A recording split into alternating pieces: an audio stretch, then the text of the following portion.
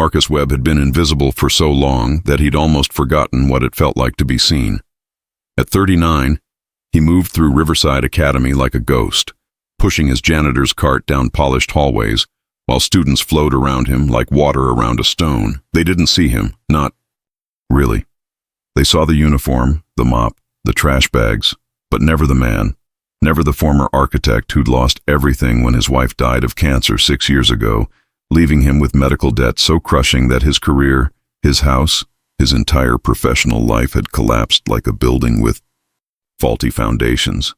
Now he was just Marcus the janitor, the guy who cleaned up other people's messes and went home to a 2-bedroom apartment where his 11-year-old daughter Jasmine waited with homework questions and a smile that made every humiliation worth enduring. The spring gala was the biggest event of Riverside Academy's social calendar, a father-daughter dance held annually in the school's gymnasium, transformed for one night into something approaching elegance. White lights strung across the ceiling, tables with real tablecloths instead of plastic, a DJ instead of the usual tinny speakers. Marcus had spent 3 days helping set up, moving chairs and tables, hanging decorations, polishing the floor until it gleamed. He wasn't invited, of course. Janitors didn't attend social events. But Jasmine was, partnered with her friend Riley's dad since Marcus couldn't exactly show up in his work uniform and be the embarrassment his daughter tried so hard to pretend didn't bother her. He was supposed to be finished by 6, his shift technically over before the dance started at 7. But at 6:47, Marcus was still there, crouched behind the stage, fixing a loose electrical cord that could have been a lawsuit waiting to happen. Through the gap between the stage curtain and the wall, he could see families starting to arrive, fathers in suits, daughters in pretty dresses, everyone performing the ritual of belonging that Marcus had learned to watch from the margins. He saw Jasmine enter with Riley and her father, saw his daughter's forced smile, the way she held herself just a little too stiffly, pretending this arrangement was what she wanted. Then Marcus saw the girl. She was maybe 9 or 10, seated in a wheelchair near the entrance, her dark hair pulled back, in an elaborate braid that someone had clearly spent time perfecting. Her dress was beautiful, pale blue with silver accents, expensive in a way that made Marcus's janitor instincts recognize quality. But what caught his attention wasn't the wheelchair or the expensive dress, it was the way she sat, perfectly still while chaos flowed around her, the way her eyes tracked the arriving families, with an expression Marcus recognized too well. Loneliness wrapped in dignity, hope fighting against the learned expectation of disappointment. For 20 minutes Marcus watched from his hidden vantage point as person after person passed the girl without acknowledgement. Parents steered their children around her wheelchair like it was furniture. A few kids stared, quickly hushed by embarrassed adults. One father actually said, loud enough for Marcus to hear, "Don't look, honey, it's rude," as if the girl in the wheelchair was invisible or worse, something shameful that polite people pretended not to notice. The girl's face remained composed, but Marcus saw the small movements that betrayed her hurt, the way her fingers twisted the fabric of her dress, the slight tremor in her jaw, the careful blankness of someone who'd learned that showing pain only made people more uncomfortable. The music started. The DJ called for all father-daughter pairs to take the floor for the opening dance. The gymnasium filled with movement, with twirling dresses and awkward fathers trying to remember. Dance steps, with laughter and camera flashes and the performance of perfect families. And in the corner, absolutely still, absolutely alone, sat the girl in the wheelchair. Marcus made a decision that would change everything. He stood up from behind the stage, brushed off his janitor's uniform, and walked directly across the dance floor toward her. Conversation stopped mid-sentence. Heads turned. The music continued, but the energy in the room shifted, became watchful, uncertain. A janitor was moving through the sacred space of the father-daughter dance, and nobody knew what he was doing or why he was still there. Marcus stopped in front of the girl's wheelchair and knelt down, bringing himself to eye level. Up close, he could see that her eyes were green with gold flecks, intelligent and wary in equal measure. "Excuse me, miss," Marcus said, his voice gentle. I noticed you don't have a dance partner tonight, and that seems like a terrible oversight. Would you do me the honor? The girl stared at him, her mouth opening slightly in surprise. Me? Her voice was soft, disbelieving. You want to dance with me? If you'll have me, Marcus said. I should warn you, though, I'm not much of a dancer. Might step on your feet except, well... He gestured at the wheelchair with a small smile that invited her to laugh with him, not at herself. For a moment, nothing happened. The girl looked at Marcus like she was trying to solve a puzzle, trying to determine if this was real or some kind of cruel joke. Then, slowly, a smile spread across her face, transforming her features from resigned sadness to something that looked like joy mixed with disbelief. Okay, she whispered. Yes, okay. Marcus stood and moved behind her wheelchair. He'd never done this before, never danced with someone in a wheelchair, but it seemed straightforward enough. He began to push her gently onto the dance floor, and when they reached an open space, he moved to face her, took one of her hands in his, and began to sway in time with the music. With his other hand, he guided the wheelchair in smooth circles, creating a dance that was theirs alone, different from everyone else's, but no less valid. The gymnasium had gone completely silent except for the music. Every eye was on them. Marcus was aware of the stares, of the whispers starting at the edges of the room, but he focused entirely on the girl, on making sure she felt seen, valued, chosen. What's your name? He asked as they moved. Lily, she said, her voice stronger now. Lily Hartwell. I'm Marcus, and I have to say, Lily, you're the best-dressed person at this entire dance. Lily laughed, a sound that seemed to surprise her as much as it delighted Marcus. My mom picked it out. She's not here tonight. She had a business thing. The way she said it, casual but with an undercurrent of practiced acceptance, told Marcus this wasn't the first event her mother had missed. Well, her loss is my gain, Marcus said. Because now I get to dance with you instead.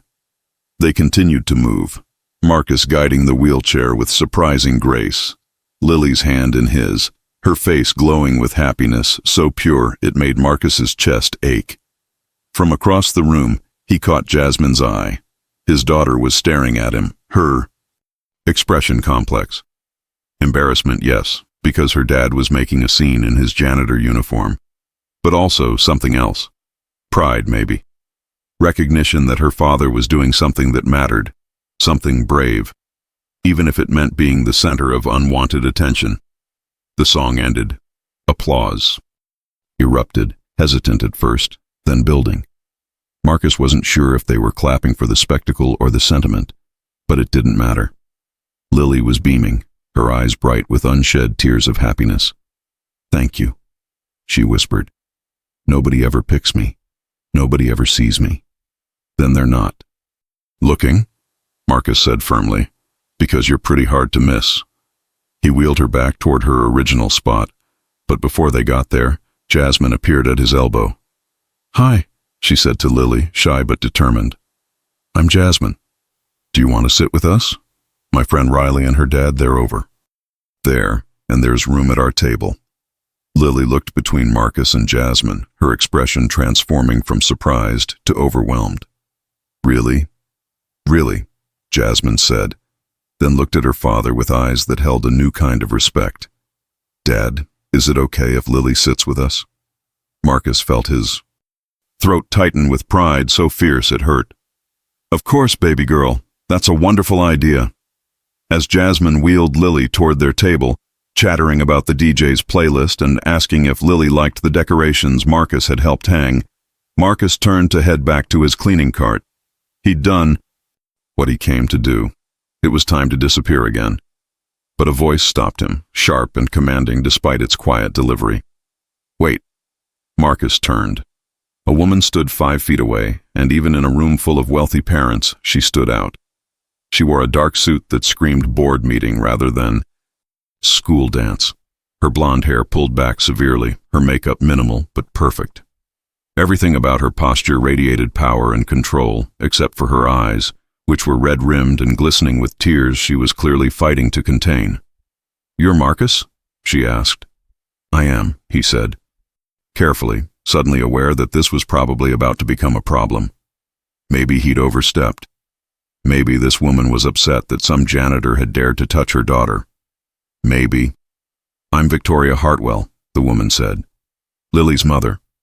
She paused, her jaw working like she was trying to find words that didn't come easily. "I was in the parking lot. I got here 20 minutes ago, but I was taking a business call in my car, trying to finish before coming inside. I was watching through the window." Her voice cracked slightly. "I saw everything. I saw her sitting alone. I saw everyone. Ignore her. And I saw you." Marcus didn't know what to say. Victoria Hartwell continued, her words coming faster now, like a dam breaking. "Do you know how many father-daughter events I've missed? How many times I've told myself that my work was more important, that providing for Lily financially was the same as being there for her? I tell myself that she understands, that she knows I love her even when I'm not there." She gestured toward where Lily sat at the table with Jasmine and Riley, laughing at something Riley's dad had said, looking happier than Marcus had ever seen her in the brief time he'd known her. But watching a janitor, a complete stranger, do what I should have done, choosing my daughter when I didn't, when nobody else did either. Victoria's voice broke completely. She pressed her fingers to her eyes, took a shaky breath, and when she looked at Marcus again, her expression held something he hadn't expected. Not anger, but raw gratitude mixed with shame. "Thank you. I don't know how to properly thank you for giving my daughter that moment, for seeing her when I was too busy to be here, when everyone else was too uncomfortable to acknowledge her." Marcus felt uncomfortable with the gratitude, with the weight of this woman's realization. "I didn't do it for thanks," he said. "I did it because she was alone, and that wasn't right. Any decent person would have—" "But they didn't," Victoria interrupted. "You saw a room full of people, and you were the only one who acted, the only one who saw my daughter as someone worth choosing." She pulled a business card from her purse, pressed it into Marcus's hand. "Victoria Hartwell, CEO of Hartwell Technologies. Please call me tomorrow. I'd like to discuss something with you." Marcus looked at the card, confused. "Ms. Hartwell, I'm not looking for charity or a reward. I just wanted Lily to have a nice time at the dance." "This isn't charity," Victoria said firmly. "This is recognition. You showed more character in 5 minutes than most people show in a lifetime, and that's exactly the kind of person I need in my company. We have a position opening for a facilities director, someone who oversees all building operations for our corporate campus. It's not a janitor position, Mr. Webb. It's management, with a salary that would let you provide for your daughter the way she deserves." Marcus felt the floor tilt slightly under his feet. "You're offering me a job? Based on dancing with your daughter?" "I'm offering you an interview," Victoria corrected, "based on demonstrating integrity, compassion, and courage to do what's right when it would have been easier to do nothing. Those qualities matter more to me than credentials. Call me tomorrow, please." Before Marcus could respond, Lily's voice rang out across the gymnasium. "Mom, you're here. Did you see? I danced. Marcus danced with me, and now I'm sitting with Jasmine and Riley, and it's the best night ever." Victoria's face transformed as she looked at her daughter, professional composure cracking to reveal the mother underneath. "I saw, sweetheart. I saw everything, and you looked beautiful out there." She walked toward the table, toward Lily, and Marcus watched as she knelt beside her daughter's wheelchair, taking Lily's hands in hers with a gentleness that seemed at odds with her corporate power suit exterior. "I'm sorry I was late," Victoria said, loud enough for Marcus to hear. "And I'm sorry I've been late to so many things. That's going to change, Lily. I promise you, that's going to change." The rest of the evening passed in a blur. Marcus finished his shift, but not before Jasmine found him and threw her arms around his waist, hugging him with a fierceness that said everything words couldn't. "You were amazing, Dad," she whispered. "Everyone's talking about how you were the only one brave enough to dance with Lily. I'm so proud of you." Marcus held his daughter, this remarkable young person who somehow saw past his janitor uniform to the man he'd been, and might be again, and felt something shift inside him. Maybe he'd been invisible for so long that he'd forgotten he had a choice about it. Maybe it was time to be seen. The next morning, Marcus called the number on Victoria Hartwell's card. 3 weeks later, after interviews and background checks and a process that felt surreal, he started his new position as facilities director at Hartwell Technologies. The salary was triple what he'd made as a janitor. The benefits included health insurance that actually covered things. The respect he received simply from his title opened doors he'd forgotten existed. But more than any of that, the job came with something Marcus hadn't expected: a friendship with Victoria. Hartwell that was built on mutual understanding of what it meant to be imperfect, to fail the people you loved, and to try to do better. Victoria made good on her promise to Lily. She started leaving work at reasonable hours. She attended school events, not from the parking lot, but front and center. She learned to see her daughter not as someone who needed fixing or protecting, but as a whole person who deserved to be chosen, to be included, to dance. And Marcus, for his part, learned that being seen didn't have to be dangerous or humiliating.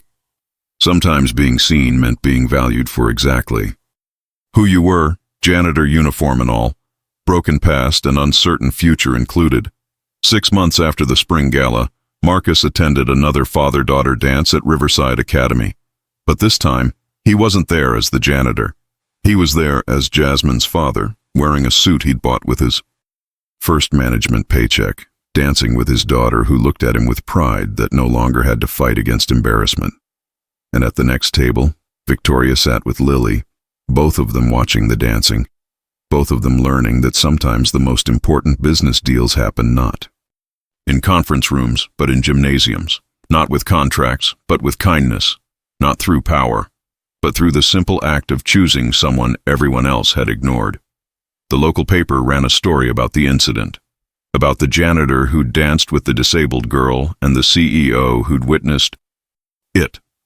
The headline read, "Small act of kindness creates ripple effect," and included interviews with parents from the dance who admitted they'd seen Lily sitting alone and had looked away because they didn't know what to do, because disability made them uncomfortable, because it seemed easier to pretend she wasn't there. The story sparked conversations about inclusion, about teaching children to see everyone, about the small choices that define character.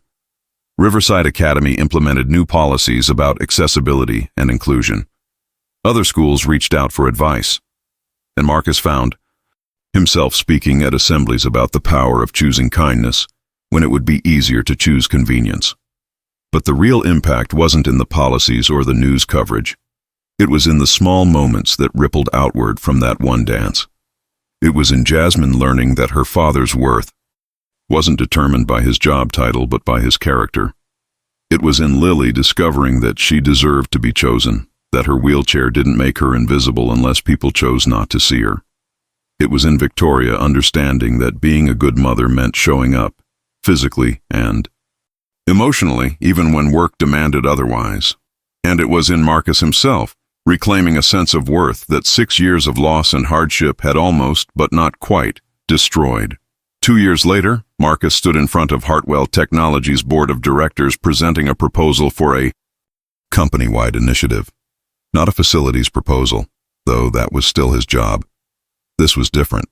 He proposed the Hartwell Visibility Initiative, a program that would partner with schools to create inclusive events, that would train staff on disability awareness, that would fund accessibility, improvements in underfunded schools. Every child deserves to be seen, Marcus told the board, his voice steady with conviction earned through experience. Every child deserves to be chosen, and it shouldn't take a janitor at a school dance to make that happen. It should be standard, expected, built into how we operate as a company and as a community. The board approved the initiative unanimously. Victoria, sitting at the head of the table, smiled at Marcus with the kind of respect that transcended professional hierarchy. Later, in her office, she told him something she'd never shared before. That night at the dance, watching you choose Lily when I'd chosen work instead, it was the most humiliating moment of my life, but it was also the most transformative. You showed me what leadership actually looks like, not power or money or control, Just the courage to do what's right when everyone else is doing what's easy. Marcus thought about how to respond.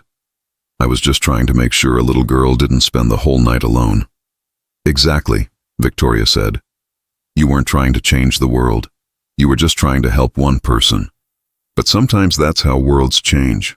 One dance at a time. Years later, when Jasmine graduated from high school and people asked Marcus about his biggest accomplishment, he wouldn't talk about his career recovery, or his management position, or the successful initiative that had expanded to schools across 3 states. He'd talk about a spring evening when he was still invisible, still broken, still just a janitor in a worn uniform, and he'd chosen to dance with a girl everyone else had ignored, because that moment, more than any promotion or recognition or success that followed, defined who he was and who he wanted to be. And on quiet nights, when Marcus wondered if his choices mattered, if one person could make a difference in a world that often felt too big and too broken to fix, he'd remember Lily's face as they danced, the joy transforming her features from resignation to hope, and he'd know the answer.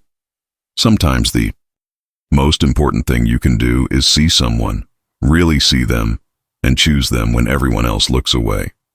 That's not changing the world. That's just being human. But if enough people choose humanity over convenience, compassion over comfort, maybe, slowly, the world changes anyway.